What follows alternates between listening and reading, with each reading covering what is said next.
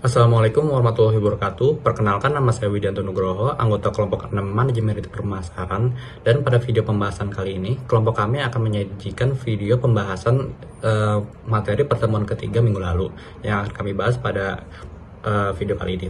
Jadi sebelum itu saya akan memperkenalkan anggota kelompok kami terlebih dahulu. Yang pertama itu ada Rafa Nazwa, yang kedua itu ada Elvina, yang ketiga itu ada Widianto Nugroho saya sendiri, dan yang keempat itu ada Muhammad Faris Fauzan. Jadi langsung saja kita membahas materinya. Oke, jadi materi yang akan saya bahas pertama kali adalah pengenalan analisis pekerjaan. Jadi pengenalan analisis pekerjaan merupakan suatu proses sistematis untuk mengumpulkan dan menganalisis informasi tentang tugas, tanggung jawab, dan keterampilan yang diperlukan untuk melakukan suatu pekerjaan. Hal ini penting dilakukan supaya memahami persyaratan dan karakteristik suatu pekerjaan sehingga dapat digunakan dalam proses perekrutan pelatihan dan pengembangan karyawan. Oke, jadi slide kedua yang akan saya bahas yaitu tentang pentingnya analisis pekerjaan. Jadi analisis pekerjaan itu terbagi dari 3 bagian yang kami bahas pada video kali ini. Yang pertama itu ada meningkatkan efisiensi, yang kedua itu ada memfasilitasi perekrutan, dan yang ketiga itu ada mendukung perkembangan karir. Jadi saya akan membahas yang poin nomor 1 dulu, yang tentang meningkatkan efisiensi. Jadi analisis pekerjaan membantu mengidentifikasi tugas-tugas utama dan kompetensi yang dibutuhkan, memungkinkan organisasi untuk mengoptimalkan sumber daya dan meningkatkan produktivitas. Dan yang kedua itu ada memfasilitasi perekrutan. Dari poin nomor 2 ini dijelaskan bahwa informasi dari analisis pekerjaan digunakan untuk membuat deskripsi pekerjaan dan spesifikasi yang akurat supaya membantu menempatkan kandidat yang tepat. Nah, yang terakhir itu ada mendukung pengembangan karir. Dijelaskan juga bahwa hasil analisis pekerjaan dapat digunakan untuk mengidentifikasi kesenjangan keterampilan dan membantu karyawan dalam merencanakan pengembangan serta keterampilan mereka. Oke, mungkin itu saja bagian dari saya. Selanjutnya akan dijelaskan oleh anggota kelompok kami yang lain. Halo semuanya, saya Rafa Nazwa Zahra. Di sini saya akan membahas tentang komponen utama analisis pekerjaan. Ada 3, yaitu pertama, tugas dan tanggung jawab, kedua ada pengetahuan dan keterampilan, dan 3 itu ada kondisi kerja. Di sini saya akan membahas satu persatu, yaitu pertama tentang tugas dan tanggung jawab. Mengidentifikasi tugas-tugas spesifik yang harus dilakukan dalam suatu pekerjaan, termasuk frekuensi, durasi, dan kompleksitas. Yang kedua itu ada pengetahuan dan keterampilan. Nah, di sini tuh menentukan pengetahuan, keterampilan, dan kemampuan yang diperlukan untuk melaksanakan pekerjaan dengan baik.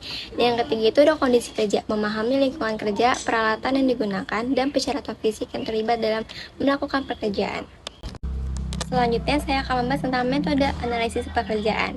Ada 3 juga. Yang pertama itu ada observasi, wawancara, dan kuesioner. Di sini saya akan membahas tentang observasi, yaitu mengamati karyawan saat melakukan pekerjaan mereka untuk memahami tugas dan proses yang terlihat.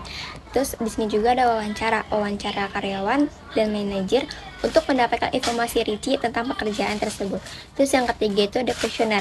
Mengembangkan kuesioner untuk mengumpulkan data dari karyawan tentang tugas, tanggung jawab, dan persyaratan pekerjaan. Deskripsi pekerjaan dan spesifikasi pekerjaan. Yang pertama ada deskripsi pekerjaan. Dokumen tertulis yang menjelaskan tugas, tanggung jawab, dan persyaratan suatu pekerjaan.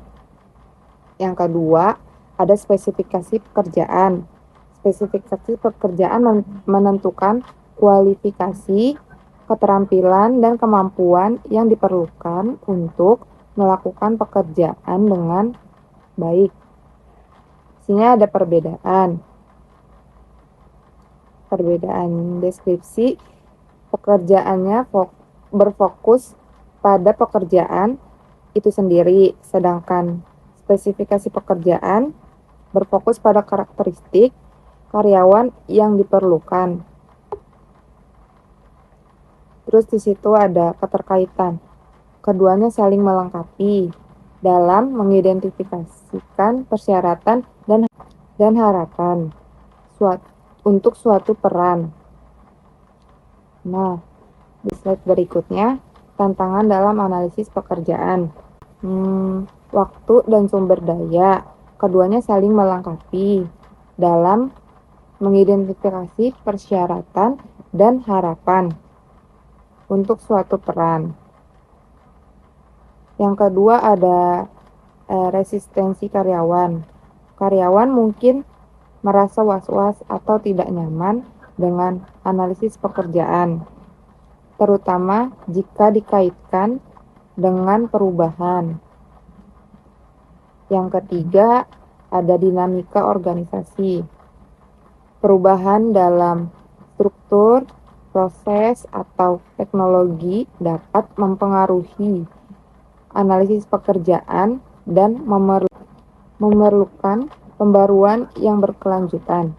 Yang ketiga, ada kompleksitas pekerjaan. Beberapa pekerjaan sangat kompleks, sehingga sulit untuk mengidentifikasikan semua aspek dan persyaratannya. Terima kasih. Perkenalkan, saya Muhammad Farid Fauzan. Di sini saya akan membacakan slide berikutnya. Manfaat analisis pekerjaan yang efektif. 1. Perekrutan dan seleksi dapat membantu mengidentifikasi kandidat yang tepat dengan keterampilan dan kemampuan yang sesuai. 2. Pelatihan dan pengembangan. Pelatihan dan pengembangan dapat memungkinkan organisasi untuk mengembangkan program pelatihan yang efektif untuk meningkatkan kinerja karyawan. 3. Penilaian kinerja. Penilaian kinerja menyediakan kriteria objektif untuk mengevaluasi karyawan berdasarkan persyaratan pekerjaan. Kesimpulan, analisis pekerjaan adalah alat penting bagi organisasi untuk memahami persyaratan pekerjaan dan memastikan alokasi sumber daya yang efektif. Rekomendasi, organisasi harus melakukan analisis pekerjaan secara teratur, melibatkan pemangku kepentingan kunci, dan menggunakan hasil untuk mendukung berbagai praktik manajemen sumber daya manusia. Baik teman-teman, mungkin sekian dari presentasi video kreatif dari kelompok kami untuk mata kuliah manajemen SDM, dan semoga ada yang teredukasi dan terhibur. Mungkin sekian. Terima kasih. Wassalamualaikum warahmatullahi wabarakatuh.